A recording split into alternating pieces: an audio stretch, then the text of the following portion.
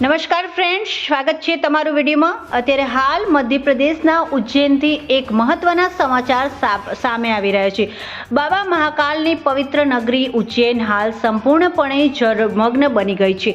છેલ્લા 24 કલાકથી પડી રહેલા મુશળધાર વરસાદને કારણે અહીંની પવિત્ર શિપ્રા નદીએ રૌદ્ર સ્વરૂપ ધારણ કર્યું છે। શિપ્રા નદી હાલ બંને કાંઠે ભયજનક સપાટીએ વહી રહી છે।